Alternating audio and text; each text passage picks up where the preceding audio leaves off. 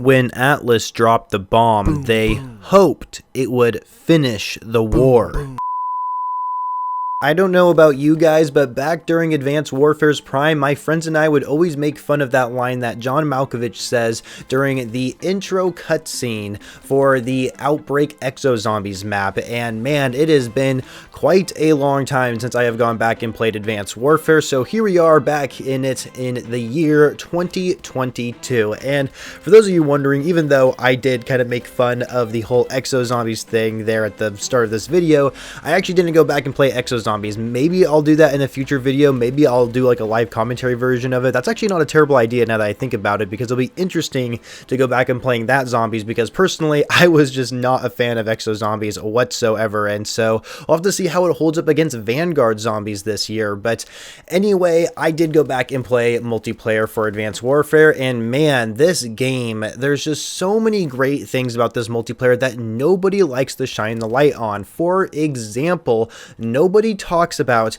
the customizable kill streaks in this game. This was the first Call of Duty to do this, and we only really had, I think, 2 Call of Duties that did this. I don't know if Call of Duty Mobile has this feature, but basically your score streaks, you can actually select up to 4 of them in your creative class if you want to, which I thought was awesome. It played so well in domination matches, and I'm able to just call in so many streaks because I have 4 of them in my creative class. But it's not because of that, it's actually because you can create them to where they can act differently. So for example, the UAV, you can add up to 3 modules on it that allow you to like stay in the air longer. You can make it orbital so people can't shoot it down. You can have threat detection on it, so every time there's a radar sweep on the UAV, you can actually see enemies through walls. It just was awesome. I really like that feature, and of course this applied to every other kill streak in the game as well, like the Paladin. You can add extra different types of weaponry on it, so you can like rain hell from above. There was this assault drone, and I think by default this assault drone, you have to manually control it, and it's just like a suicide drone for the most part, like a kamikaze drone, I suppose. But you can edit it to where you can not only like make it AI controlled, but you can also make it shoot rockets or make it shoot a machine gun, and of course make it maybe last longer or something like that.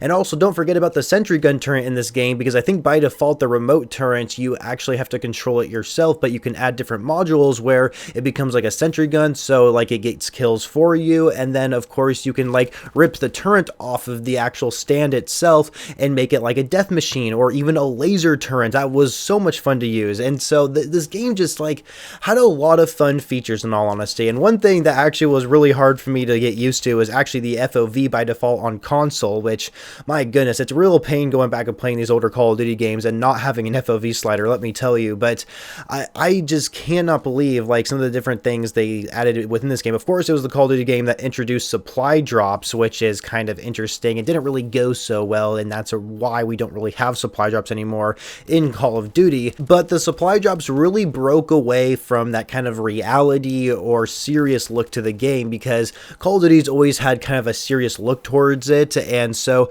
Call of Duty Ghost, or maybe Call of Duty Black Ops 2 was probably the first game that kind of started to break away from this. But you know, we actually customized our characters to become clowns, for goodness sake. I mean, there's like a bunch of different customizable options when it came to your character as well, because it wasn't just like a headpiece and then a chest piece. It was like you can have sunglasses, you can have different headgear, different chest plates, different gloves, different knee pads, for goodness sakes, different like pants, different exosuits. Like, oh my goodness, there are so many different things you can customize your character with. And one of the cool things is that when you reach max rank, Grand, Master, Prestige, there was Prestige Master in the game, and then there was Grand Prestige Master, and that's where you basically had to go through like all the prestiges again, but you would get rewards for doing so. And of course, once you got to the very end, you would get, I think, the speakeasy, the ASM1 speakeasy, if I'm not mistaken. I could be wrong about that. However, you also got like this full plate of like royalty armor, and it looks so freaking good. And I really wish Call of Duty, and that was kind of like a trend for a little while that Call of Duty started to do, you know, giving us rewards for actually playing the game. But now we don't really see that anymore with Call of Duty, which is kind of shitty. I guess Vanguard kind of brought it back with their operator skins, but they're not really as cool looking, unfortunately.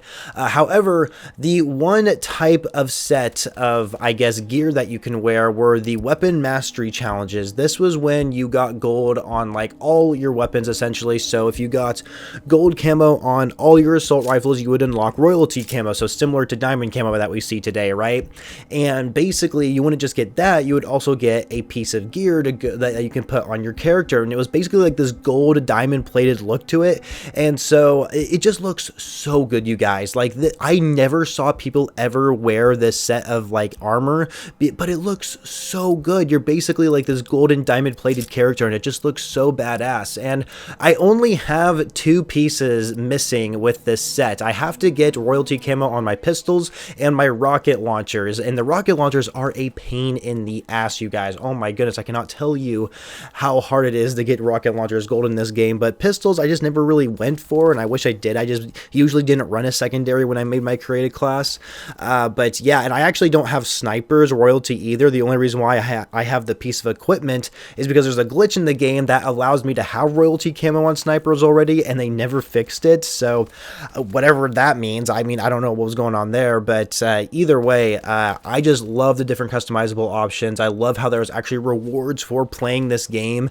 Man, 30 prestiges, that was a real grind. As soon as I reached like the max prestige in the game, I had to stop playing it because I just burnt myself out on it so much. And I guess you can say this is actually the first Call of Duty game that I guess really made it to where I wanted to go for like every single challenge in a Call of Duty game. It really introduced that aspect of like grinding a Call of Duty game, and so ever since Advanced Warfare, I just wanted to get gold camo on like all my weapons and complete every single challenge in the game. And of course, the next game that came out was Black Ops 3, and they had a perfect 100%er system. You got Black Ops 3's Dark Matter camo, the first time we saw a mastery camo like that, where if you got gold on all the weapons, you got a brand new camo. I thought that was so cool, and I wanted to grind it so bad. So Advanced Warfare really set the bar for me when it came to grinding challenges, and I thank Sledgehammer Games for that because I really do enjoy it. And one thing I will say is that this, of course, is the first advanced movement game. I mean, how can I forget to mention that here in this video?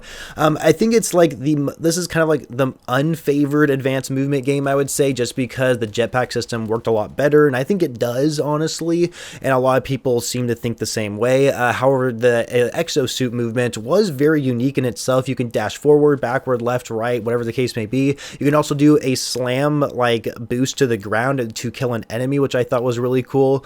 And I also liked how like when you melee, you didn't use the butt of your weapon or like pull out a knife. You actually punch them. So in order to melee, you punch the enemy player with your exosuit movement, and I just think that is so badass. And my goodness, the advanced movement admittedly is a little hard to get used to, especially when you're trying to aim at enemy players. Eventually you kind of like understand how the movement works. So like whatever like way you boost, up, down, left, or right, you have to stay dedicated to that direction. And so once you kind of realize that, then you can have a better idea on where to aim at the enemy and when you should start shooting at them, so that way you can maintain the best accuracy.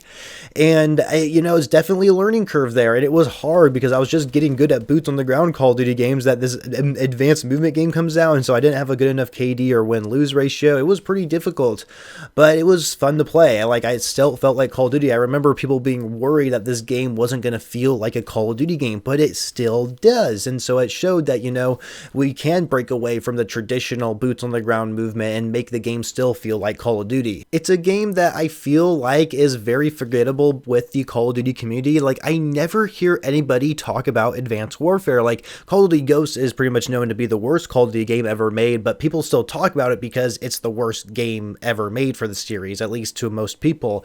But Advanced Warfare, it's kind of in that sitting point where people just kind of forget it for some reason. When they think of Advanced Movement, they think of Infinite Warfare because it was the worst out of the 3 advanced movements for most people, or Black Ops 3 because it was the best out of the advanced movement games. So, you know, and I just feel like there's a lot of features, like for example, the modules you can apply to your score streaks to make them act differently. That was an amazing feature. They did bring it back in Advanced Warfare, or excuse me, Infinite Warfare later in its life cycle, but they just never really went through with it in every Call of Duty game, and I wish they would have continued with that. It also introduced the firing range for those of you guys who forgot about that. I mean, the firing range is pretty cool. I wish we also had that in every single single Call of Duty game. So it wasn't just like advanced movement that they added. They also had a bunch of other things we never saw in the series. And it's said that not a lot of people talk about this because I think these are features I would love to see in every Call of Duty game. But with that said, that's going to be the end of this video. I hope you guys enjoyed it. Go back and play Advanced Warfare on the Xbox. You can really only find TDM lobbies, which I guess is good enough. I mean, it doesn't seem like it takes that long to fight a TDM lobby, but either way, you're still probably going to find some players to go up against. So go back and play it, see what you guys think of the game today here in the year 2022. And that's going to be it for the video. Like the video if you really did enjoy it. Make sure you are subscribed for videos every single day, and I shall catch you guys later.